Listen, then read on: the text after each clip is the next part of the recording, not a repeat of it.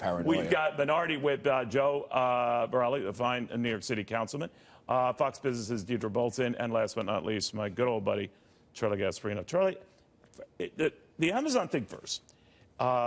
Story in Axios. Right. That essentially said Trump hates Amazon, thinks Bezos controls the Washington Post's editorial direction, that attacks him constantly, wants to break him up. Now, he has, and his people have been critical of what they think is favorable tax treatment that Amazon gets. They do get some favorable treatment. Right. But let's explore this. Okay, so now here's why. If you own the stock, okay, the question is, do you sell it now thinking that, they're going to come under a lot of pressure? I'm just going to throw a couple things out there. Reporters are often, I'm not saying this is what happened with Axios, but reporters are often manipulated by people who are either long or short of stock. That's why people call you, right? Here are some confluences that make me wonder if this isn't a plant by a short seller. Number one is all the comments in that Axios story, and it's a pretty thin story. It's like 3 lines across. Were basically known. I mean, Trump has been talking about this for a long time. Why now? Or at least, expressing his hatred for Bezos and all these, and Amazon and Washington Post. So why now? That's number one. Number two, if you saw yesterday's New York Post, there was an ad attacking Bezos saying, "Hey, Mr. Trump." It was like it was essentially addressed to President Trump. Do you know that Jeff Bezos, who constantly attacks you, I'm paraphrasing, but not too far off, is getting a $10 billion no-bid defense contracting deal to use? He'll use that money to attack you further. Do you want him to keep doing that? Where was that ad? It was an ad in the New York Post, and people are pitching this story that there are shorts on this, that people are taking short positions on this. My guess is that why is this coming out now?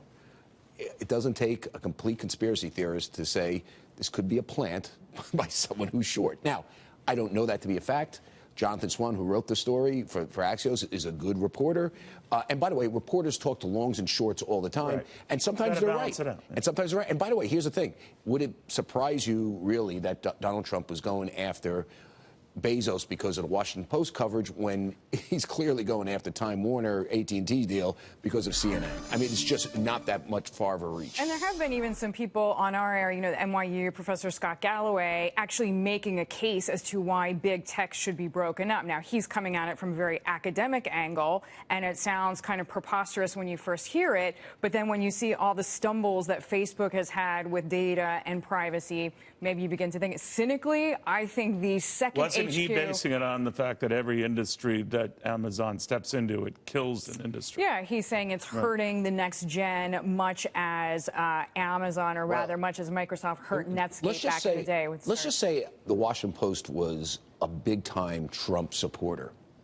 Would Donald Trump care about the antitrust or the implications of their tax treatment and everything else? I mean, I just doubt it. You know what I'm saying? I think everything with Trump when it comes to these businesses, because listen, he makes some valid arguments breaking up AT&T, Time Warner. It's still, when you listen to the testimony, which I have been, it's a stretch to basically think of all this bad stuff coming. Can I tell you what I think is going to just make this go away, though? Amazon's second headquarters is going to go right near Washington, D.C. All the Congress people's kids can go work at Amazon, and all of a sudden, the antitrust or monopolistic charges just kind of evaporated. Well, why would... Joe, could I ask you one second? I do want to get Joe into this. Is it your sense, though, that the friendly, laissez-faire days for technology are over? Now, whether Donald Trump plays a role in that, clearly the Washington fires are lit here to target, to go after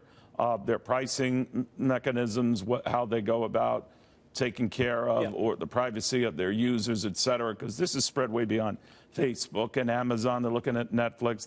They're looking at other industry darlings that might now be reined in. And I think the political will is actually there now, as you saw the Cambridge Analytica scandal blow up. And by scandal, it's essentially something that had been done for so long by so many different companies suddenly coming to the forefront. I actually agree with Charlie, and we talked about this earlier.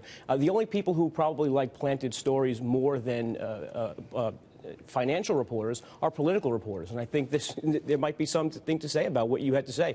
If someone planted a story that Trump going crazy on a company, I think you have a number of reporters, including Jonathan Swan, who are willing to put a story on. Well, listen, I like Jonathan just full disclosure, and short sellers talk to me, and I write stories that help their short position. Not that I'm trying to, it's just the way the facts lay out. And maybe Trump is ready to pull the trigger on Amazon big time. We should point out, though, my only hesitation here for a guy or a gal that owns the stock is that there are a weird confluence of events here. There's maybe other reasons to sell your Amazon shares, take your profits, because tech is now coming under a lot of pressure. We know there's a secular change. Ask about but this short selling thing. And we should stress, as we did now, with even all the fall off today, you're still up more than $600 in Amazon shares than you were about a year ago at this time. Having said that, if you look at it, Facebook under pressure, Apple now under pressure, as a lot of people are calling into question its iPhone sales, whether there's a demand deterioration, whether at Netflix there's a feeling that it's a comeuppance from its highs and will fall in sympathy. We mentioned Amazon, we mentioned Tesla, Moody's downgrading its credit rating, and Deirdre, right now, growing concerns as that stock has lost 15% of its value in 2 days, that the government is going to start looking at that crash a couple of weeks back in California. But in other words, the government's sniffing around way beyond President Trump.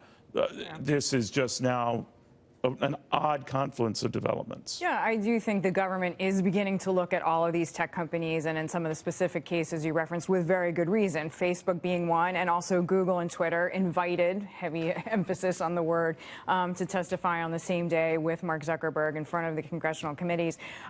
Uber, of course, the company, NVIDIA, the chip company, saying, okay, we're actually not going to test this driverless technology on public roads anymore because there was a pedestrian who was killed in Arizona. So I do think there are lots of reasons for government to be looking into some of these tech companies which have gotten so big and so powerful. But if they start the regulating route, all I know from experience when they've called the energy guys up or the banking guys, their intentions are good, Joe, but what happens is they go too far. And that's the nature of the beast. Pendulums swing too far, either toward no oversight or restrictions to pound the hell out of them. Well, right, and that's what I was going to say. I think it's evident on all fronts that the pendulum is starting to swing back against tech. And again, some of the cases, like someone getting hit by a driverless car, there might be some real good reason for the government to regulate what's happening. But you don't want to go too far where you actually stifle some of the more innovative people that have been out there and actually have a deleterious effect on the overall market. And I think you got to Trump should be afraid of that. Yes, and I think you got to look at each one of these companies separately. Absolutely. Now, here's the thing: Facebook, Twitter went down. Got crushed yesterday because there was some talk about preventing them from reselling their data, right? There was that's what they make 15% of their profits by reselling customer data. We should point out that Facebook, just so you know, as bad as the Cambridge Analytica thing sounds, they really don't resell customer data. What they do is they package it, they craft it, and they tell advertisers, here's how you can reach these target audiences.